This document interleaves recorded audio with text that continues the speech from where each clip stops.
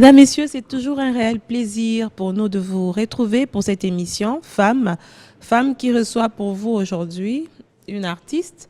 Elle est artiste, mais elle est aussi actrice dans la société. Et avec elle, nous avons un thème précis, né pour impacter. On va savoir de quoi il s'agit, évidemment, lors de ces discussions. Encore une fois, bienvenue à vous, bienvenue également à notre invité du jour. Bien, merci beaucoup, Maman Fiza. Ruth Pala, c'est comme ça qu'on vous appelle. Alors, vous êtes artiste? Oui, je suis artiste. Et ça fait combien de temps?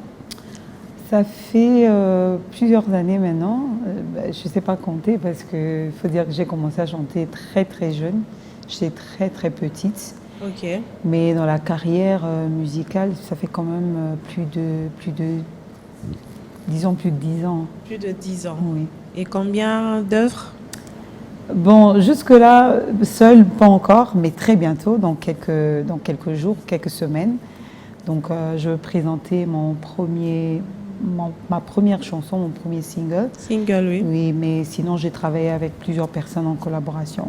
Donc, Le Pasteur Lombo, Maman Dena, la sœur Debra Lukalou. ok. Et puis, je travaille avec le collectif Smile. J'ai un peu travaillé comme ça avec quelques personnes.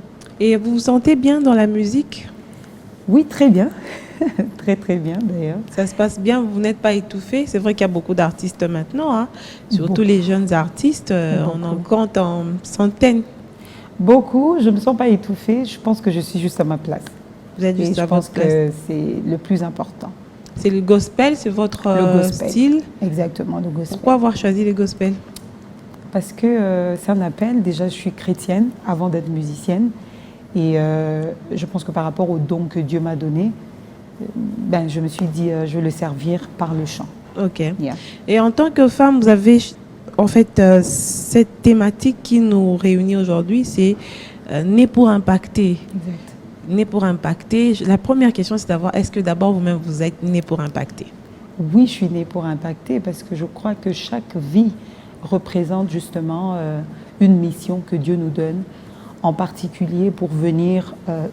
Nous venons sur Terre pour un objectif. Ça, c'est déjà la première des choses que nous devons savoir. Parce qu'il faut dire qu'il y a d'autres personnes qui pensent, comme on le dit à Lingala, qui sont venues sur Terre pour accompagner les autres. Déjà, il faut enlever cette pensée, se dire que si tu existes, c'est pour un objectif. Et il faut découvrir cet objectif-là. Et c'est l'étape justement de la découverte des objectifs qui est un peu plus cruciale parce que Exactement. parfois les gens ne savent pas par où commencer, surtout dans une société où on est presque perdu dans tout, c'est un peu compliqué. Comment se découvrir? Comment se découvrir? Déjà, parce que je parle du fait que je suis musicienne, je suis chrétienne, musicienne gospel. Moi particulièrement, je suis rentrée en moi-même. Déjà, je précise que je travaillais, je faisais autre chose et tout, jusqu'à accepter justement que je suis appelée à chanter, à faire cette carrière. Vous avez tout abandonné? Oui, j'ai laissé vraiment tomber. Donc la musique vous nourrit alors? Oui, en quelque sorte, il faut le dire, parce qu'au-delà de la musique, il y a aussi d'autres choses qu'on fait à côté, mais il faut dire que, bon, avant j'étais vraiment en train de bosser seulement, je mélangeais les deux, mais après j'ai laissé de l'autre côté, je suis restée que dans la musique. Okay. Donc pour répondre à la question que vous m'avez posée, c'est que comment se découvrir, il faut vraiment rentrer à la source pour se connaître. Savoir quelle est cette chose qui vous passionne, quelle est cette chose quand vous le faites avec votre cœur, vous le faites avec avec la joie. Donc, parce qu'il y a beaucoup de choses qu'on peut vouloir faire, mais on sait qu'il y a dans un domaine précis où, quand vous le faites, vous vous sentez accompli. Et c'est dans ça que vous devez vous plonger et savoir que vous êtes appelé à ça.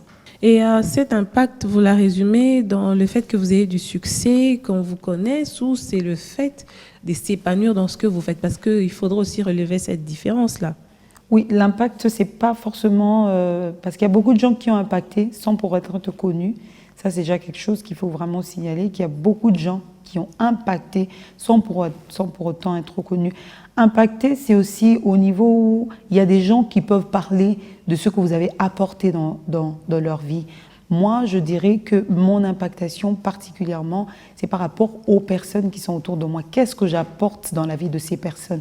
Si je suis capable d'entendre quelqu'un dire que j'apporte du positif dans sa vie, alors là, je commence à impacter. L'impact, ce n'est pas par rapport au fait que les gens nous acclament, parce qu'il faut dire qu'il y a beaucoup de gens qui sont connus, mais dans les mauvaises choses. Il y a des personnes qui sont connues peut-être parce qu'un jour, on l'avait arrêté parce qu'il a volé quelque chose. C'est pas vraiment ça l'impact, parce qu'être connu ne veut pas dire que vous êtes arrivé quelque part, mais c'est au moment où, même dans le secret, là où personne ne peut vous voir, vous arrivez à laisser vos traces dans la vie, par exemple, de vos enfants, dans la vie de vos frères et tout ça. C'est en ce moment-là que vous pouvez dire que vous êtes en train d'impacter les gens autour de vous. Et particulièrement, c'est des femmes, ou ce sont les femmes qui sont votre cible aujourd'hui par rapport au message que vous apportez? Oui, particulièrement les femmes, parce qu'il faut dire que la société veut vraiment déformer l'image de la femme, particulièrement ici au Congo. De quelle manière? De quelle manière? Moi, c'est vraiment les réseaux sociaux. Quand j'entre sur les réseaux sociaux, la plupart du temps, je vois des femmes qui se trémoussent en train de danser parce qu'ils veulent faire des vues pour être acceptées, pour être connues, pour être citées quelque part. Et on pense que pour impacter ou pour qu'on parle de nous... C'est ça pour elle l'impact, non? Oui, mais justement, voilà pourquoi je parlais de l'impact, pour dire que l'impact n'est pas au niveau d'être connu seulement, mais c'est par rapport à ce que vous laissez comme trace. Parce qu'il faut que les gens parlent de vous après vous. Mais quand on parle de vous saisonnièrement, ce n'est pas ça à impacter. Et moi, particulièrement quand je parle aux femmes, c'est que je me dis quelles sont les traces que vous laissez à vos enfants quand vos enfants vont vous regarder, quand ils vont parler de vous, quand ils vont mentionner votre nom. Est-ce qu'on parlera... Visiblement, maintenant, on ne réfléchit plus trop à ça. Quand on regarde, par exemple, les vidéos sur TikTok, c'est quand même aberrant, on peut le dire ainsi, parce que on se demande, est-ce que ces femmes-là ont des enfants? Est-ce qu'elles pensent à l'avenir? C'est ça. Qu'est-ce qu'elles ont dans leur tête, en fait? Mais c'est ça, parce que c'est le monde, en fait. Ce que le monde nous propose, comment je peux dire, les mouvements. Beaucoup de gens suivent des mouvements, suivent ce qui fait beau, ce qui fait le top, ce qui fait parler, ce qui pousse les gens à regarder. Curieusement, c'est ce qui se consomme aussi bien. Oui, ce qui se consomme bien. TikTok a beaucoup d'options, tu peux apprendre beaucoup de choses sur TikTok. Oui, il y a beaucoup d'options, justement, parce qu'il faut savoir qu'on a le choix de se dire que je peux faire la différence. Parce qu'il y a beaucoup de gens, comme vous dites, qui font des vidéos de TikTok, qui parlent, qui ne montrent pas forcément leur corps, qui ne montrent pas forcément leur partie et tout, intime et tout. Ce ne sont pas forcément des personnes qui vont chercher des buzz, parce qu'après un moment, les gens sont dans ça, qui vont insulter moi je vais insulter Maman Faiza va m'insulter. Les gens sont vraiment dans ça. Les randos, voilà. Ils oublient que nous avons une société à construire, nous avons l'avenir de toutes ces personnes qui vont venir. Maman Faiza, moi je me pose la question de savoir que va devenir cette génération qui va venir après nous. Parce que là, sinon on fait déjà ça et ils apprennent de nous. Et c'est vraiment, on est en train de courir à la catastrophe. Et ça, vraiment, pour moi, Est-ce que ça va changer? Apparemment, la situation est en train de s'enfoncer. Hein? Bien, mais je pense qu'on doit en parler. Je pense qu'il faut en parler. Je pense qu'il faut conscientiser justement les femmes, pousser chaque femme à découvrir. Parce qu'il faut dire que la plupart se disent peut-être, je pense que j'ai échoué dans tel domaine, que je ne peux pas avancer dans ce que je cherche, dans ce que je veux. Alors, pourvu qu'on me connaisse, je peux faire une vidéo, je peux danser, je peux faire ceci, je peux m'habiller d'une certaine façon. Si on peut parler de moi, alors c'est bon. Mais la plupart des gens ne se focalisent pas sur l'impact qu'ils laissent dans la vie des gens qui suivent des vidéos, qui suivent ce qu'ils font. Et moi, je pense qu'il est important de se poser la question, pourquoi tu existes d'abord? Est-ce que c'est pour que tu insultes quelqu'un sur les réseaux? Est-ce que c'est pour que tu montres ton corps? Parce que nous tous, on a eu un passé, ça c'est vrai, on a eu un passé qui n'a pas été beau, qui n'a pas été bien, mais chaque jour, tu te bats pour être meilleur que hier. Tu te dis, j'ai besoin de donner le meilleur de moi pour qu'après moi, que les gens puissent avoir un héritage qui pourra servir aux autres pour devenir un roi un peu plus meilleur. L'image de la femme, en fait, c'est cette femme qui éduque, c'est cette femme qui a beaucoup de pudeur. Hein. C'est l'image que nous avons de la femme africaine. Mais aujourd'hui, quand on regarde TikTok sur l'ensemble du territoire congolais, on a une certaine image de cette femme. On pense que c'est la femme qui danse, c'est la femme qui parle beaucoup, c'est la femme qui est dans cette légèreté en fait. Alors que il y a beaucoup de choses que la femme peut donner sur ces réseaux pour pouvoir impacter, comme on est en train de le dire aujourd'hui. Est-ce que ceci n'est pas aussi le fruit d'une certaine société qui est en train de se perdre en fait? Comme vous l'avez dit tout à l'heure, ce sont les femmes qui pensent qu'elles ont échoué. Les gens sont, comme on dit, les gens ont craqué. Et ils ne savent plus à quel sein se vouer. C'est pas faux, parce qu'il faut dire que, bon, on a perdu des valeurs. Un jour, j'étais dans une émission, je disais qu'on a perdu des valeurs. Parce que petit à petit, il y a certaines choses qui reviennent. Il y a certains... à un moment donné, moi, je suis contente pour savoir qu'il y avait des filles, il y avait des modèles des jupes, il y a des modèles des robes, il y a des modèles des vêtements qui couvraient d'ailleurs la femme, qui est revenue à la mode. On a un peu essayé de pouvoir moderniser ça et tout ça. Mais on a perdu des valeurs. Quand je parle de perdre des valeurs, c'est en termes... On ne regarde pas ce que nos mères nous ont donné, on ne regarde pas ce que nous avons comme richesse. On est dans la mondialisation ailleurs. Et c'est un peu à l'extrême. On va puiser ailleurs parce qu'on trouve qu'ailleurs ça marche en fait. Parce que quand on regarde la vie des stars américaines, la vie des autres stars, on trouve que ça marche quand elles montrent leur corps, quand elles sont dans l'extravagance et tout ça. Et nous, on pense que c'est ce qui marche en fait. Et on a perdu des valeurs. Et pourtant, on peut utiliser ce que nous avons pour impacter aussi les autres, que les autres puissent copier de nous aussi. Pourquoi les autres ne peuvent pas copier de nous? Et que nous devons tout simplement copier des gens qui sont à l'extérieur. Moi, je pense qu'il est important. Voilà pourquoi je parlais de rentrer en soi-même pour se connaître. Quand on rentre en soi-même pour se connaître, se dire par exemple qu'il y a des vidéos TikTok, moi je vois des jeunes filles qui font des vidéos pour te parler de comment faire pousser les cheveux. Elles ne sont pas forcément en train de montrer. S'exhiber, oui. Voilà, elles font des vidéos pour vendre. Il y a des jeunes filles aujourd'hui qui font des TikTok pour vendre leurs produits cosmétiques. Il y a des gens qui vendent leurs sacs. Il y a des gens qui vendent... Pourquoi ne pas aller dans ce sens? Tout simplement aller dans un autre sens. Pourquoi seulement aller dans un autre sens pour se dire que ça va marcher parce que ça marchait pour les autres? Nous avons des choses à valoriser. Aujourd'hui, les gens ne nous respectent pas. Les gens ne veulent pas copier de nous parce que justement, on n'a pas des choses, on a l'impression qu'on n'a pas des choses à donner alors qu'on a beaucoup de choses à donner. On a tellement de choses à donner. Il y a tellement de choses à donner que moi, aujourd'hui, j'ai vraiment besoin de dire... Peut-être que cette personne qui va nous suivre se dit que j'ai échoué dans tel domaine, il n'y a pas quelque chose que je peux donner, mais est-ce que tu es vraiment sincère? Est-ce que tu es vraiment rentré en toi-même pour voir? Non, Faiza, j'ai vu des gens évoluer dans la vie, réussir tout simplement parce qu'ils faisaient un sourire bizarre. Et le jour où suivi la vidéo, et cette personne a réussi sans pour autant vendre quoi que ce soit, sans pour autant entrer dans quoi que ce soit. Il a tout simplement fait quelque chose qui a fait rire et ça a tourné, c'est parti. Et c'est au moment où tu comprends, tu détectes quel est ce domaine, quelle est cette chose que tu peux faire parfaitement, que l'autre ne peut pas faire, que tu commences à réussir, que tu commences à impacter. Ah oui. Et les générations qui sont en train de venir, c'est-à-dire nos petites sœurs, nos enfants et les restes, aujourd'hui, qu'est-ce qu'elles doivent avoir effectivement comme objectif dans la vie par rapport à ce qu'elles vont rencontrer? Est-ce que il faudra copier ou il faudra se tailler un autre chemin? J'aime toujours dire, il est bon de pouvoir imiter. C'est très mauvais de faire de copier-coller. Le copier-coller, vous êtes perdu en fait. Quand vous faites tout le temps de copier-coller, vous êtes perdu. Moi, j'ai envie de dire à cette génération qui est en train de venir, imitez les bonnes choses, imitez vraiment les bonnes choses, mais ne faites pas du copier-coller. Parce que je crois que dans chaque personne, il y a une particularité. Et c'est vraiment cette particularité qui me passionne, moi, personnellement.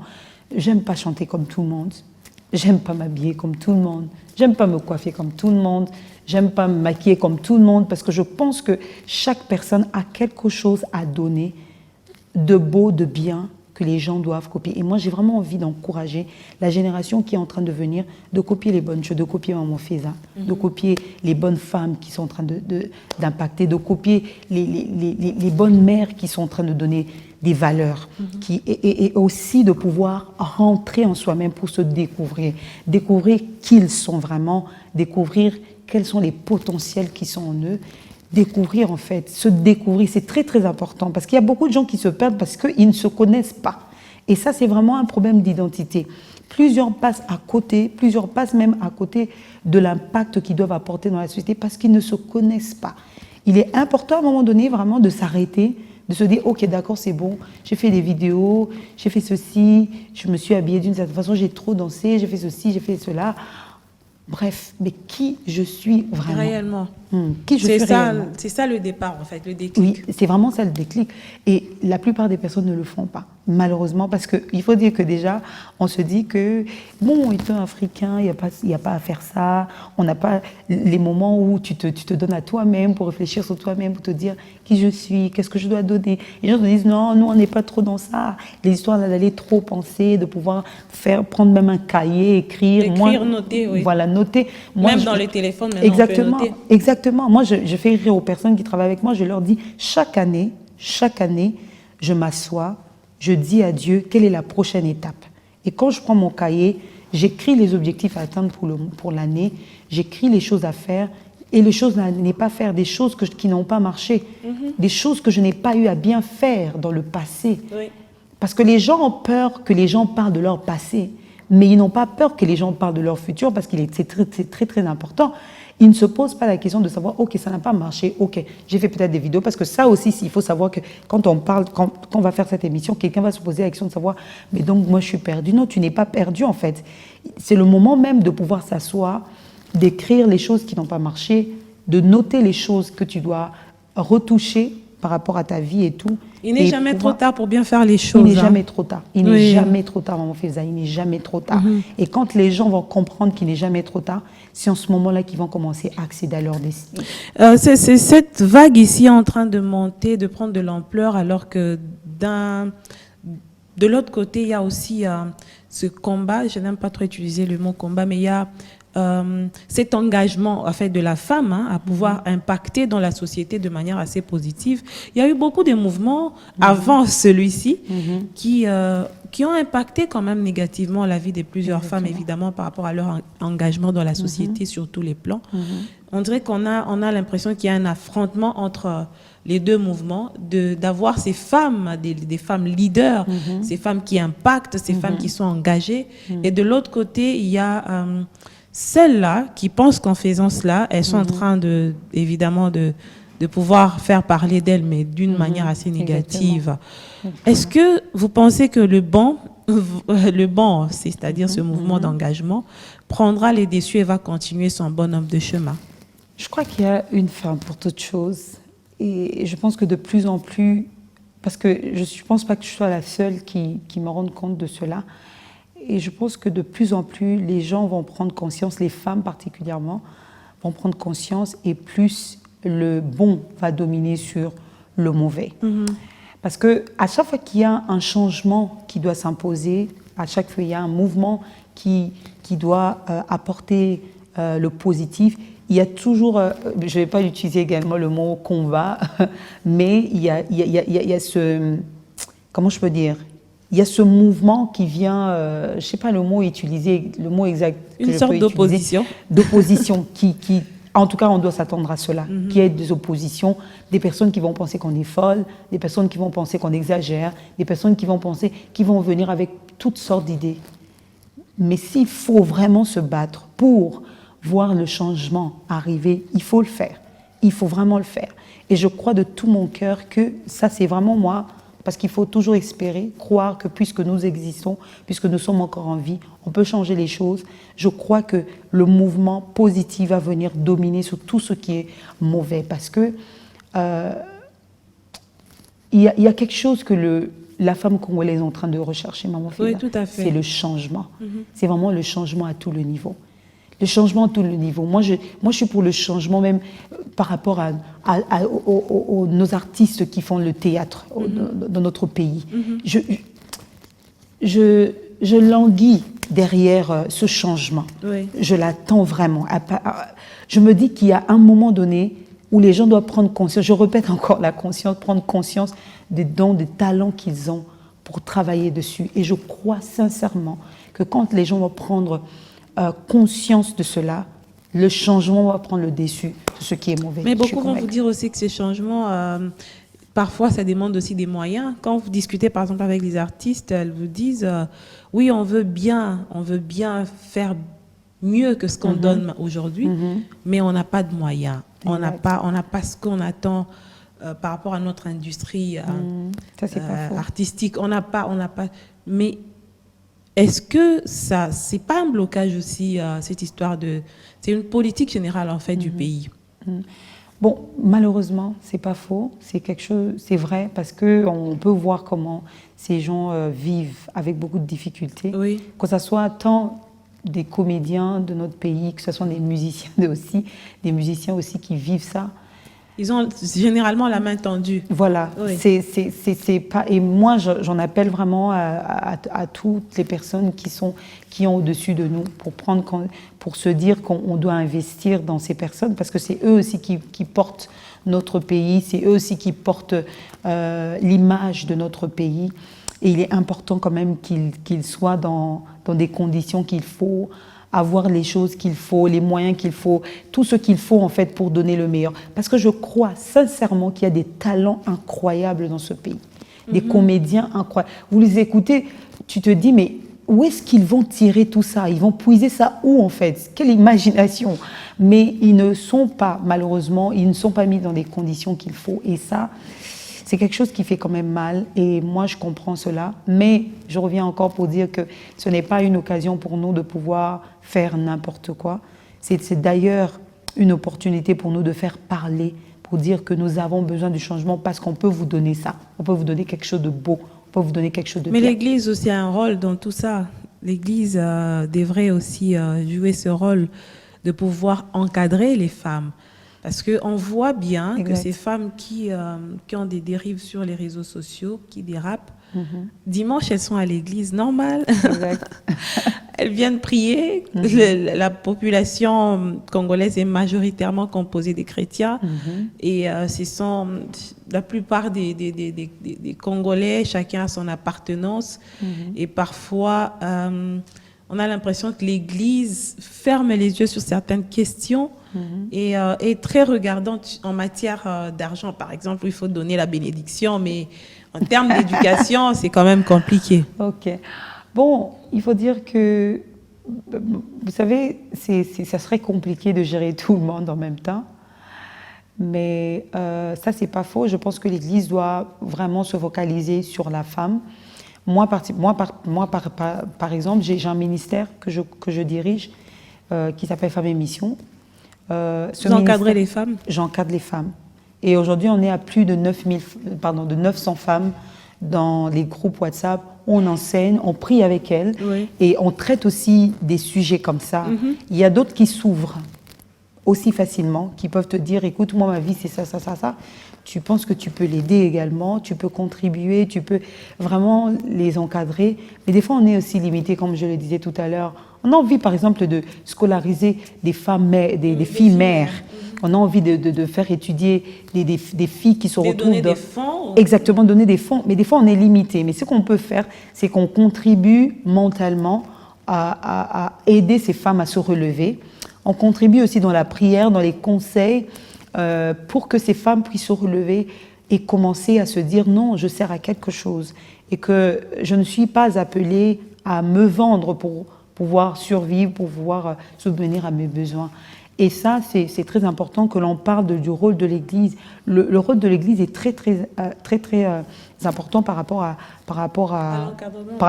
l'encadrement de la jeune fille. Oui.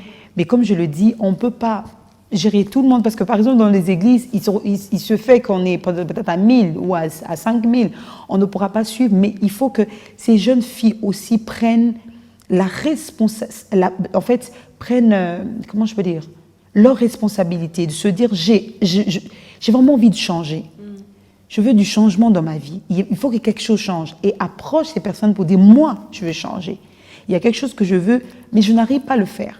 Je n'arrive pas à atteindre tel objectif, je n'arrive pas à étudier, par exemple. Je n'arrive pas à les responsabilités sont partagées. Exactement, les responsabilités sont vraiment partagées. Et moi, j'en appelle vraiment à toutes ces personnes qui peuvent aider ces femmes à l'église pour donner quelque chose, pour soutenir ces femmes et aussi leur parler, parce que c'est très important, moi, Faiza, de leur parler, parce qu'elles écoutent tellement beaucoup qu'à un moment donné, elles reçoivent tout et n'importe quoi. Elles vont croire à tout et à n'importe quoi. Elles vont croire que leur corps est fait pour ça, pour se donner, pour voilà. Alors qu'il y a au-delà de ça, il y a cette femme qui doit devenir gouverneur un jour, il y a cette femme qui doit devenir présidente un jour, il y a cette femme qui doit... Femme d'affaires. Femme d'affaires un jour, et tout, c'est vraiment au-delà de... Voilà. On a vu dernièrement sur les réseaux sociaux une jeune femme qui est morte parce que justement, il y a tout ça, on fait ça. Le luxe, Oui, tout ce qui est de l'extérieur, qui est morte à l'aéroport et tout ça. Non, à l'aéroport, je crois qu'elle avait avalé des trucs. Des drogues. Voilà. Oui, et tout ça, c'est dû au fait qu'on veut la facilité, quelque chose qui va un peu vite, qui vient vite, mais on ne va pas chercher au fond de soi-même pour se dire, non, il y a quelque chose. Cette femme, certainement, elle a eu à inspirer d'autres filles pour dire, je veux devenir comme elle, alors qu'en soi, elle n'était pas sincère, c'est pas de l'argent gagné de voilà manière pourquoi honnête. je parle de parler à ces femmes, parce qu'elles ont écouté, elles ont vu et revu des choses, beaucoup de choses et n'importe quoi. Ah oui. Alors, on a fini l'émission. En quelques minutes, vous allez devoir conclure, Né pour impacter. Okay. J'aimerais dire déjà à chaque personne qui va suivre cette émission que tu n'es pas n'importe qui, que personne ne te fasse croire que tu ne sers à rien. Et ça, c'est quelque chose que je parle vraiment au cœur de cette femme qui est en train de me suivre en disant que tu n'es pas n'importe qui. Tu n'es pas né pour échouer. Tu es né pour briller, pour impacter. Va chercher au plus profond de toi. Trouve cette femme extraordinaire qui se cache au-dedans de toi, parce que moi, je l'ai trouvée un jour. Je suis allée chercher au plus profond de moi et j'ai trouvé cette femme. Je crois que tu peux aussi trouver cette femme parce que Dieu t'a envoyé sur terre, pas pour venir regarder les autres réussir, mais pour que toi également tu sois partenaire de Dieu sur terre pour pouvoir accomplir la mission qu'il t'a confiée. On a fini, merci Ruth Pala et merci surtout bon vent pour votre carrière musicale. Je rappelle que vous êtes de Madjabou, artiste Madjabou, et bientôt un single sur le marché. Exactement. Avec évidemment d'autres prestations. Exactement. Bonne chance et surtout merci pour ce message qui est interpellateur pour beaucoup de femmes et surtout qui nous appelle à être de plus en plus responsables par rapport à tous les actes que nous posons, parce que ces actes-là peuvent impacter négativement notre avenir et l'avenir de plusieurs qui nous suivent. Exactement. La femme est une référence, la femme, elle représente beaucoup dans la société, c'est vraiment elle qui éduque, donc on a ces valeurs que nous devons prôner, que nous devons garder jalousement pour pouvoir évidemment maintenir ce rôle que moi j'appelle mystérieux par rapport à le rôle d'éduquer nos enfants. Merci, à bientôt. Merci à vous, chers téléspectateurs. On se retrouve prochainement pour un nouveau numéro de Femmes.